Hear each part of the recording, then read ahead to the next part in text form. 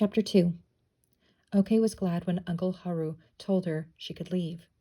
She hurried away from the marketplace, running swiftly along the road. If Mother could see her, she would not be happy. It was not proper for her to run like a chicken, but Okei was anxious to get home as soon as possible. She was still thinking about Uncle Haru as she rushed into her yard. "I cannot wait to tell Father what I heard at the marketplace." And she stopped under the big kiyaki tree, the one that was planted the year her great-grandfather was born. She could hear the birds singing in the tree. Always there, always happy. Her heart was pounding, and it felt good to stay in the shade for a moment. She took the gourd hanging near the large crock and filled it with water, savoring the cool mountain freshness as she drank. She rinsed the gourd and hung it back on the hook. It was hot today. The end of summer always brought the hottest days, and this year it also brought the war closer to town. Sometimes she could see smoke in the distance, a sign of fighting. Sometimes she was terrified of war, but once inside her house, she would not worry. Father never allowed outside troubles to enter their home. She climbed the few steps to the porch, slid the door open, and stepped inside. She slipped out of her gita, leaving them next to Mother's. Even though she did not see her father's zori sandals, she knew that he would be home soon because Mother was busy preparing the meal. "To Daimya, I'm home," she said, expecting the usual warm welcome, but when Mother looked up, Okei saw tears instead of a smile. "What is it, Mother? Is something wrong?" Mother just bowed her head and turned away. Her sorrow was so profound that Okei was frightened. Is Father hurt? He should be home by now. Where is he? And chills ran through her body, and she stared at Mother. Why was she so sad?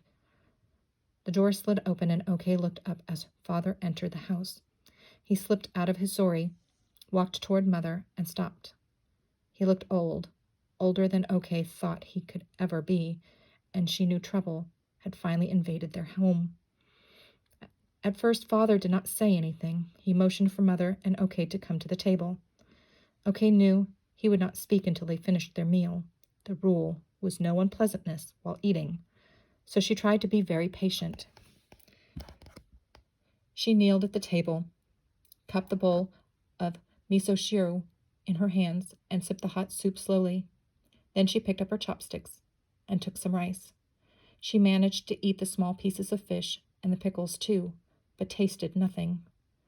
Okei could not imagine what the bad news might be. She shivered with fear. Her brothers? She prayed silently. "Please, let no harm come to my brothers." When they finished eating, Okei cleared the table. She was nervous and almost dropped a dish. How could her parents be so calm? She washed the bowls and chopsticks and put them on the shelf while her parents sipped their tea. There was no food left over. Mother always prepared just the right amount for each of them. Finally, Father was ready to talk. Okei returned to the table, impatient to hear him speak, but not wanting to hear his words. Mother was quiet, kneeling at the table, looking down at her tightly clenched hands. When Father spoke, his voice trembled. "Okei-chan, Matsu came to see me today, and we talked for a long time." Matsu, a samurai, was her older brother's friend, and he was assigned to guard the Schnell family. Why would he talk to her father? Father continued. "Herr Schnell is going to America, and he is taking his family and Matsu with him." "Oh yes, Father, I heard Haru-san talking about him today at the market. He is going to—" Father held up his hand to stop her from talking. "Okei-chan, I am sending you to America with Herr Schnell." But Father, why would you send me there?" Her father answered with gentleness. "I am sending you away from the war, and Herr Schnell needs a nanny and a seamstress." Okei was stunned. "Please, Father, do not send me away. I do not want to go to America." "There is nothing for you to say, Okei-chan. Schnell Okusan is known to be a kind lady. Their nanny is too old to travel to America, and Matsu has suggested that you go in her place. The old one will teach you how to be a nanny. There is no need to teach you how to be a seamstress. for your mother has trained you well." He cleared his throat and said quietly, "I thank Herr Schnell for taking you with them." Oke could not believe his words. "Why is father doing this? I will never see my family again. I do not want to go, even if fighting does come to Wakamatsu." Oke looked to Mother for help. "Please, Mother, say something. Stop father from sending me away. Mother did not speak. In her heart, Oke pleaded with father, but said nothing more, for she was taught to always obey him. Father was not finished talking. "Oke-chan, tomorrow the sun will no longer shine on our house. When you leave, you will take your laughter and your songs with you, but in America you will be free from war, from the turmoil that has come to Japan.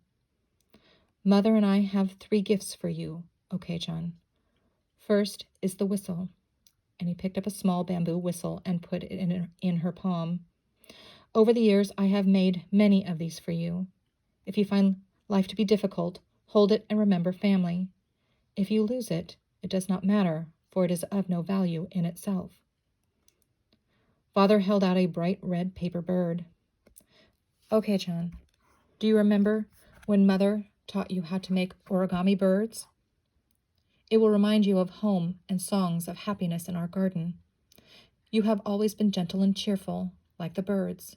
If you lose the paper one, it does not matter. You can make another." And he paused for a moment, and Oke was surprised to see tears in her father's eyes. Father never showed emotion. "Third gift is something that is not easy for me to say. Oke-chan, our love for you is our most precious gift of all, and you will never be able to lose it." Oke bowed her head, her mind whirling with father's words.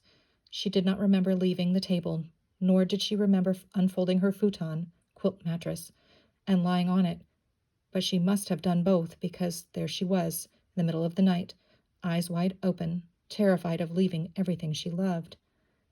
As she lay on her futon, she found herself filling her mind with memories of home and family.